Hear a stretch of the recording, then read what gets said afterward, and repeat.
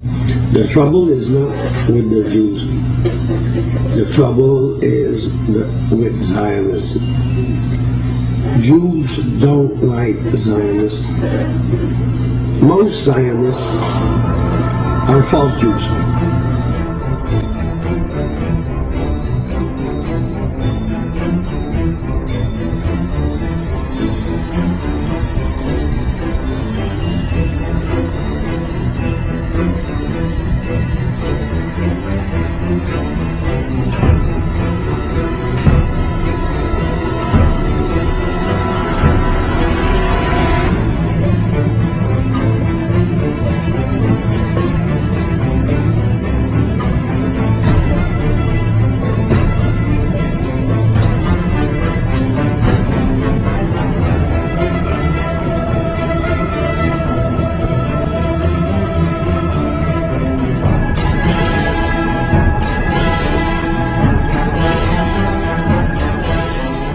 Unfortunately, something new has developed in the world in the last 100 years, a new movement and ideology, and that is called Zionism.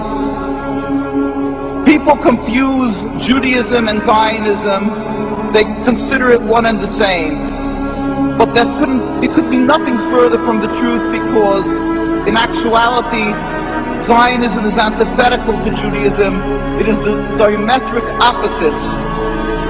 Judaism is a religion, a spirituality, to serve God, to be subservient to God, practiced by Jewish people for thousands of years, to emulate God. As in Hebrew we say, Mahu rachum af ata tehei rachum. Just as God is compassionate, you must be compassionate. Zionism is the transformation of Judaism into something new, entirely different, into nationalism, a political goal to have a land, to be a proud nation amongst nations, removing God from the equation. Judaism was the way of the Jewish people for thousands of years by all the God-fearing Jews. Zionism is 100 years old, by non-practice created, concocted by non-religious Jews as a whole. Theodor Herzl, people who detested and abhorred the religion and looked for a way out, for a way to be considered still distinguished people and still remain not people who were thrown out of the community, so they gave themselves a new form of Judaism. Congressman Julius Kahn presented Woodrow Wilson with a letter from three prominent Jewish Americans. They were Henry Berkowitz of Philadelphia, Max Senior of Cincinnati, and Professor Morris Jastrow of the University of Philadelphia, Pennsylvania. It read in part, "We raise our voices in mourning and protest against the demand of the Zionists for the reorganization of the Jews as a national unit, to whom now or in the future territorial sovereignty in Palestine shall be committed. This demand not only misrepresents the trend of the history of the Jews, who ceased to be a nation 2,000 years ago, but involves the limitation and possible annulment of the larger claims of Jews for full citizenship and human rights in all lands in which those rights are not yet secure. We ask that Palestine be constituted as a free and independent state, to be governed under a democratic form of government recognizing no distinctions of creed, race, or ethnic descent, and with adequate power to protect the country against oppression of any kind. We do not wish to see Palestine either now or at any time in the future organized as a Jewish state." The Torah is very clear in that when there was a decree of exile for the Jewish people 2,000 years ago, we were expressly told by God that we are forbidden to try to recreate our own establishment, our own entity. We are forbidden to have a state. Even in an uninhabited land, we must accept that our being expelled from the land of Palestine and the destruction of the temple was not because of our physical lacking, but only because of our spiritual lacking, that we were not on enough of a high level of spirituality. The books of the prophets are open, anybody can see and read that. And we yearn and pray as a Jewish people for the day when ultimately God will end this exile that we have been sent into by He Himself, without any human intervention, when all humanity will recognize the one God. There will be a metaphysical change in the world.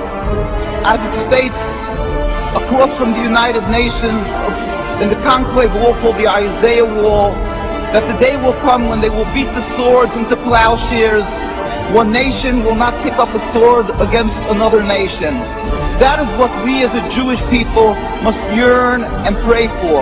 And until that day comes, we must be loyal citizens, exemplary people throughout the world to serve God, be subservient, and be kind-hearted, good people as God requires.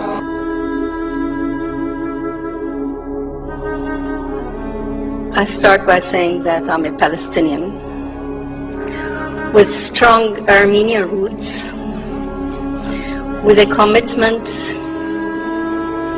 to serve Palestine as a whole. I am a product of a Palestine that was pre the State of Israel, with a birth certificate that says Palestine.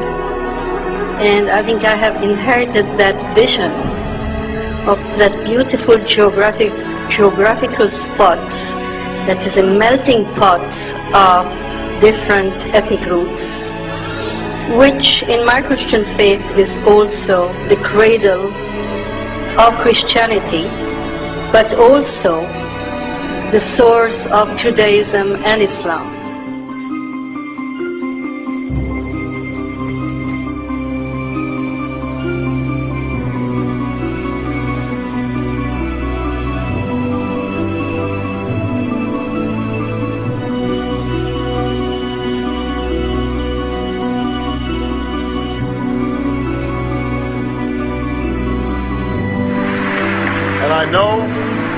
And I know that when I visit AIPAC, I'm among friends, good friends.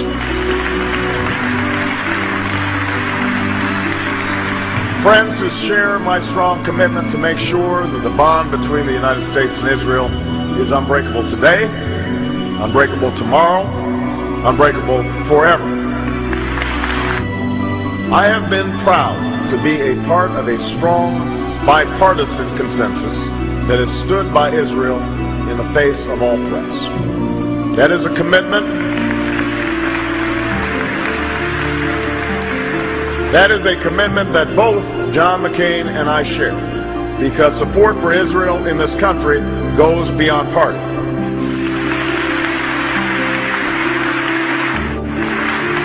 Our alliance is based on shared interests and shared values. Those who threaten Israel threaten us. Israel has always faced these threats on the front lines, and I will bring to the White House an unshakable commitment to Israel's security. We know that the establishment of Israel was just and necessary, rooted in centuries of struggle and decades of patient work. But 60 years later, we know that we cannot relent, we cannot yield, and as president, I will never compromise when it comes to Israel's security.